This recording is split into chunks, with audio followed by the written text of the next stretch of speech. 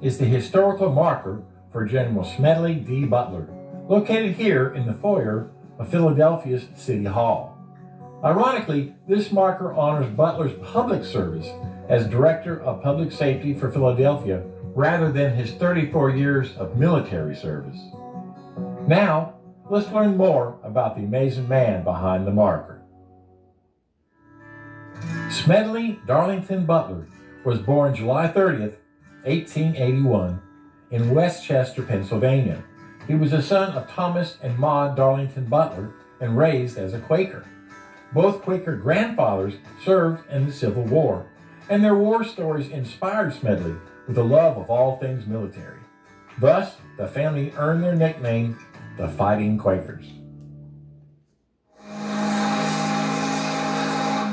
On February 15, 1898, the USS Maine mysteriously exploded and sank in the harbor of Havana, Cuba. 260 U.S. sailors died on that battleship. Stirred up by the press, the American public blamed the sinking on Spain, which then owned Cuba. The mantra was, "Remember the Maine? To hell with Spain." In April, America declared open warfare against Spanish rule in Cuba. Caught up in Spanish war fervor, 16-year-old Smedley Butler could not wait to join up, so he lied about his age and enlisted as second lieutenant in the Marine Corps. Unfortunately for Lieutenant Butler, the Spanish surrendered before he could participate in the Spanish-American War, which ended on August 13, 1898. The easy military victory left the U.S. with a troubling inheritance: possession of the Philippine Islands and its people. Like the Cubans, the Filipinos had suffered under Spanish rule and wanted independence, not another master. When President William McKinley decided to make the Philippines an American territory, the Filipinos rebelled. Thus began an armed conflict between the First Philippine Republic and the United States. The Marine Corps sent Lieutenant Butler to Manila, Philippines in April 1899 in his first opportunity for military action. How did he commemorate this occasion? Like any good Marine, he got tattooed. A traveling Japanese tattoo artist gave Butler a gigantic Marine Corps emblem tattoo from his neck to his waist, which immediately got infected, relegating him to 3 days of limited duty. In October, Butler finally saw action when he led his company of 56 Marines to take the town of Noveleta from Filipino troops of the new Philippine Republic. By noon, the Marines had dispersed the native defenders and taken the town. Businesses are what turn a town. Later that same year, rebels in China started a Boxer Rebellion, an anti-foreign, anti-colonial, and anti-Christian uprising by Chinese members of the righteous Harmonious Fist. To Westerners, these Chinese nationalists were known as Boxers because of this group's dedication to martial arts. In order to protect Christian diplomats and missionaries, U.S. Marines were sent in as part of an international response. Once in China, Lieutenant Butler and the 2nd Battalion of Marines took part in the Battle of Tientsin on July 13, 1900.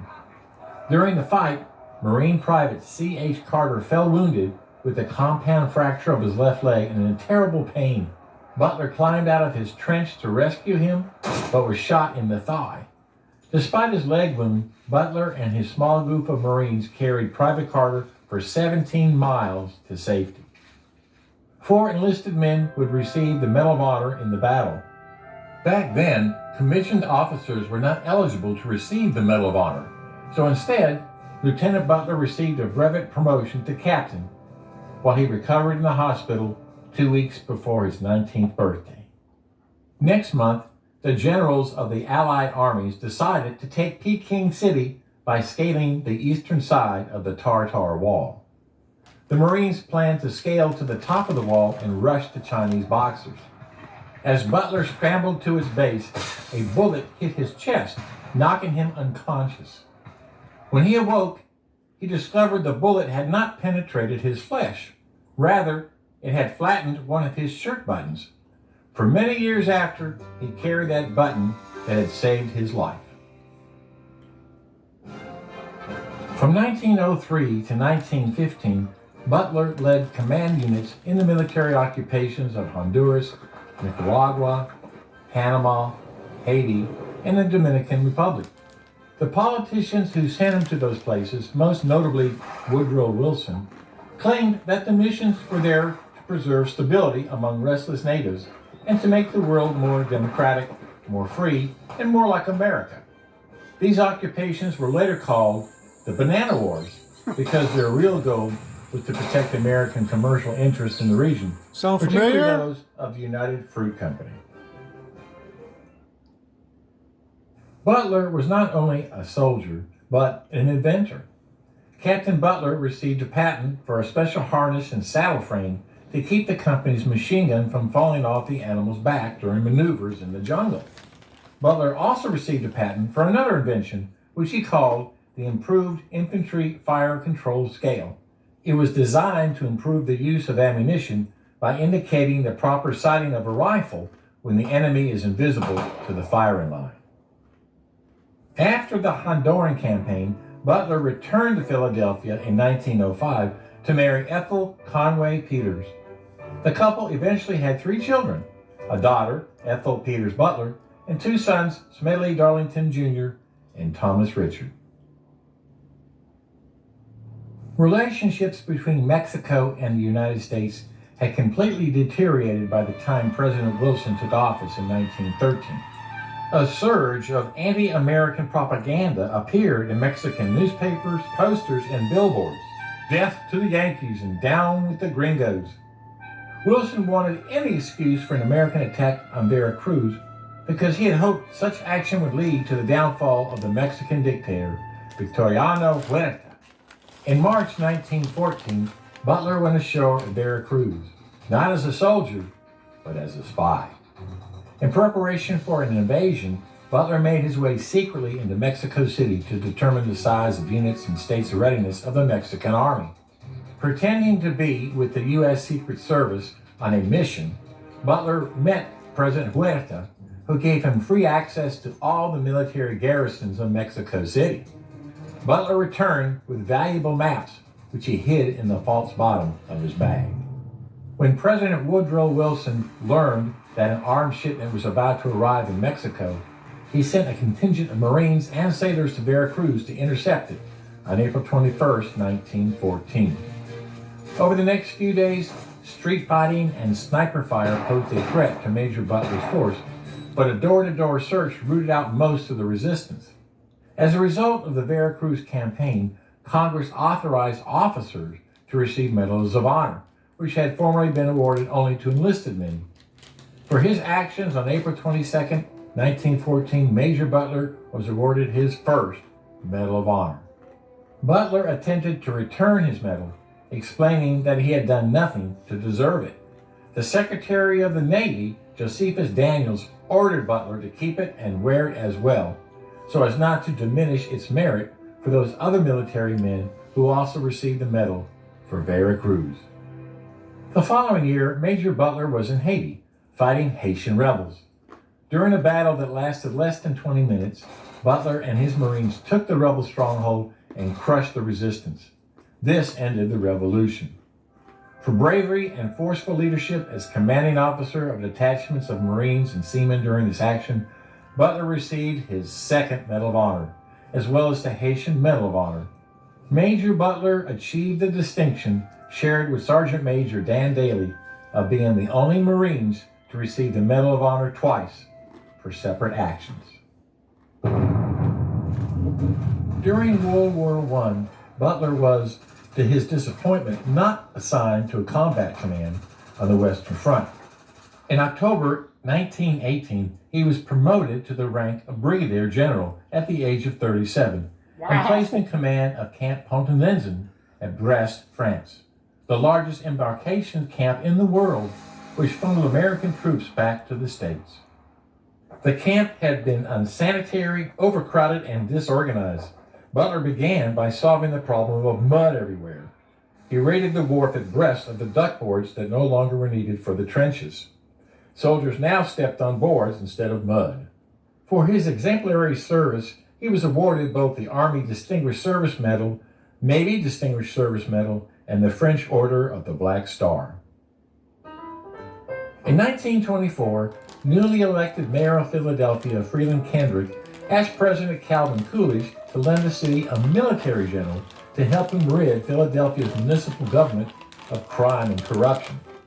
Coolidge authorized Brigadier General Smedley Butler to take the necessary leave from the Corps to serve as Philadelphia's Director of Public Safety.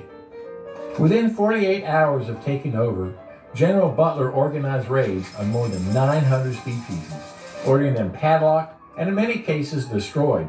He also attempted to eliminate other illegal activities, bootlegging, prostitution, gambling, and police corruption. Eventually, Butler's leadership style and the directness of actions undermined his support within the community. After almost 2 years in office, Butler resigned under pressure, stating later that cleaning up Philadelphia was worse than any battle I was ever in. On January 1st, 1926, Brigadier General Butler returned to his beloved Marine Corps. From 1927 to 1929, Butler was commander of a Marine expeditionary force in Tientsin, China, known as the China Marines.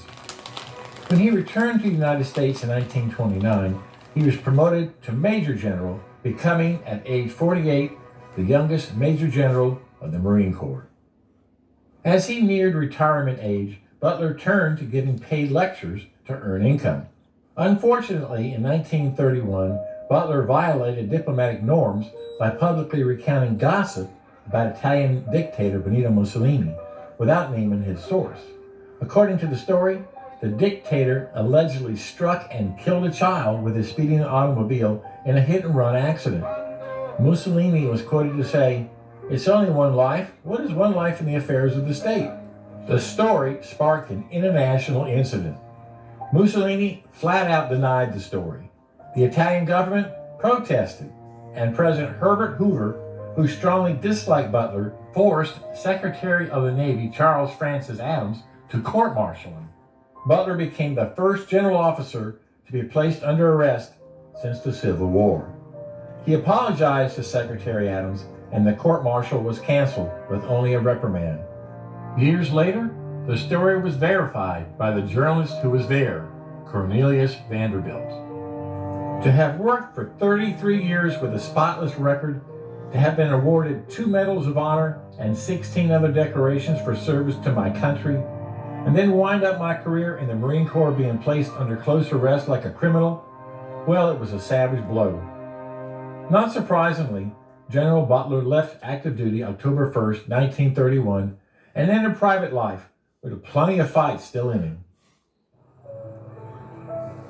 During the Great Depression, the unemployment crisis facing the nation worried Butler, and he decided he wanted to do something about it. So on March 2nd, 1932, Smedley Butler announced his run for U.S. Senate. Butler's platform was taxation of wealth and a pledge to clean up the Senate. Few listened. Incumbent Senator James J. Davis handily beat him in the primary by more than 2-1.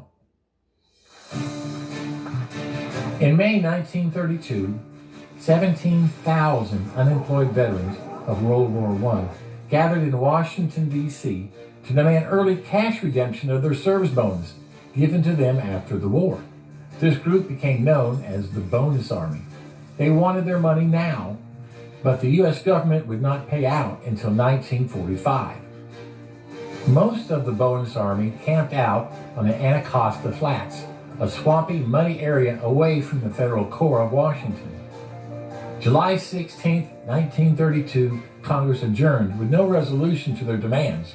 Thousands of angry veterans surrounded the Capitol. After Congress snuck away, President Hoover was left to deal with the angry veterans. Retired General Smedley Butler spoke to the crowd. Makes me so damn mad a whole lot of people speak of you as tramp. By God, they didn't speak of you as tramps in 1917 and 18. Oh. 9 days later, President Hoover ordered the U.S. Army to clear the marchers' campsites, led by future World War II generals Douglas MacArthur, Dwight D. Eisenhower, and George Patton. Using horses, tanks, tear gas, and fixed bayonets, 400 regular Army troops and over 200 cavalrymen drove the bonus marchers from the city, killing 2 veterans and wounding nearly 1,000 others. The bonus Army marchers with their wives and children were driven out and their shelters and belongings burned. Although the bonus Army incident did not derail the careers of the military officers involved, it proved politically disastrous for Hoover, and it was considered a contributing factor to his losing the 1932 election in a landslide to Franklin D. Roosevelt.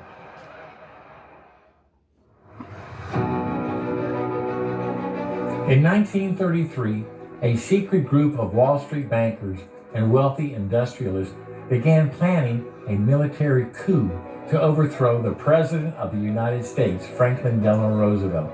Why, do you ask? It was to save capitalism, of course. FDR had abandoned the gold standard.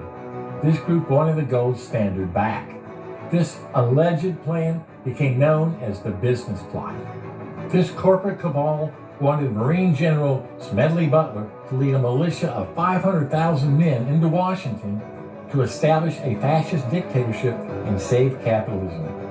The allegations of the plot came to light when General Smedley Butler testified under oath to the existence of the scheme in 1934. The upshot of the whole thing was that I was supposed to lead an organization of 500,000 men, which would be able to take over the functions of government. I felt it was my duty to tell all I knew of such activities to this committee. My main interest in all this is to preserve our democratic institutions. I want to retain the right to vote, the right to speak freely, and the right to write. If we maintain these basic principles, our democracy is safe. While nobody was prosecuted, a final report by a special House of Representatives committee confirmed some of Butler's testimony and was conclusive about the plot. There is no question that these attempts were discussed, were planned, and might have been placed in execution when and if the financial backers deemed it expedient. For some people, General Smedley Butler had saved American democracy.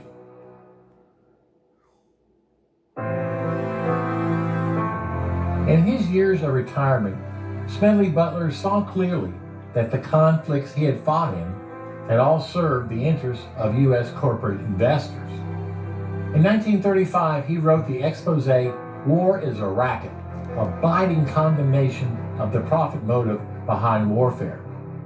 I was a racketeer for capitalism. Looking back on it, I might have given Al Capone a few hints. The best he could do was to operate his racket in 3 districts. I operated on 3 continents.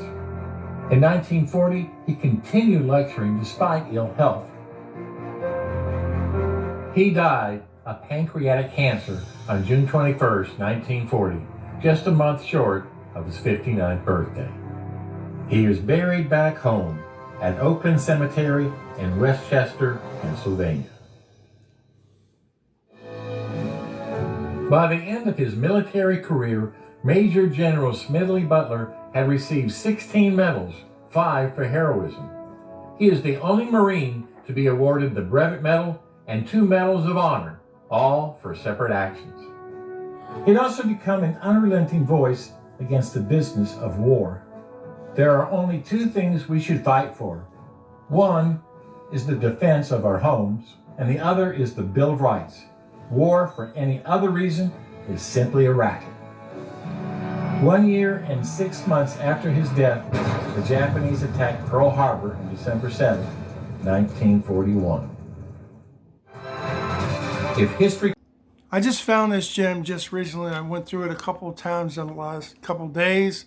And as a Marine, I decided to comment on this. And I thought I was going to be talking about the history of Smedley D Butler as a Marine. But I ended up finding out a lot of personal information, a lot of course, military information as being a United States Marine. And also his politicians working with elected officials, public service, and actually, I never knew that Smedley D Butler actually was ordered by a president of the United States to actually quell public safety in basically Philadelphia. I never knew that. And I never knew about this potential coup that actually overthrew FDR. I did not know that. And I'm a retired history teacher, so I had to get out there. I had to talk about this video. And I was so stunned, again, in the beginning. He came from a family that was in the military. Both of his family members, all of his family members, like the fighting butlers, as it says. When it comes down to it, he had a chance to go in the Spanish-American War. He lies about his age, but he couldn't go. So basically, this, as a teacher, this is an excellent teaching tool. If you want to show somebody about the military, life, and politics, and all the stuff we're going through today, show them this video. It's about U.S. history, history of the Marines, also corruption that we're still fighting today, abuse of power that we're still dealing with today, politicians, corporations, banking, all these things are what? Politicians, corporations, banking, legislative. Isn't that what we call now the military-industrial complex? And that's what it is. But this is before it really became into being, which it came into being more after World War II. But this is before World War II and how it was built. Okay? The book he wrote, and I'm going to actually try to find this book. It's Wars of Iraq. I haven't read it, but I'm going to read it, and I'll get back to you on that. I got a lot of things in the fire. I'm bouncing around with a lot of other things like entertainment issues, one of my favorite actresses and things like that. But he also mentioned something that I have to say about. Most people know about this. War, the military, our military is always used, not always used, usually used for political reasons. And usually that comes down to, what is that called militarily? Force projection. We can't convince someone to think our way. They cause a problem. We use the military to force them to believe what we want to believe or to do what we want them to do. And like I said, this is a very good example of the military-industrial complex. And personally, as a retired history teacher, again, I really believe these type of videos by these type of creators need to be in the schools, not this woke crap that's out there, teaching them how to think and what to think. Those two tied together is what these history teachers are trying to do today. They need to learn how to think, critically think, critical thinking. When it comes down to it, our kids are learning garbage now. And a lot of teachers are teaching garbage. This is the stuff they need to be teaching classrooms. If I was still teaching, I would get permission to show this video because it covers all the problems that we have. Religion, education, government systems, social life, labor relations, and law enforcement. Every single thing of those areas are in this video. Okay? So check it out. Check out this channel. I'm also going to be starting a new channel. I haven't decided what I'm going to call it. As either the Valor Channel or the Medal of Honor channel. But I'm thinking we're going to go with the Valor channel because I want to cover all the men and women that actually risked their lives to save other lives in the defense of this great nation for whatever reason why they did it. For whatever reason why they did it, they still did these acts to save other men and women in uniform and also civilians. Okay? So I'll put that out there, and all that channel is going to be about, it'll be called Something with Valor in it, and I'll make an announcement for it, and it'll be nothing about nothing about anything other than military issues. The men and women that served in the uniform. And a lot of Medal of Honor winners, Silver Star winners, Navy Cross winners, all branches of service. Check out this video and subscribe to the channel because we're doing great things here. We're trying to help people out, teach things that are not being taught. You take care and see you around.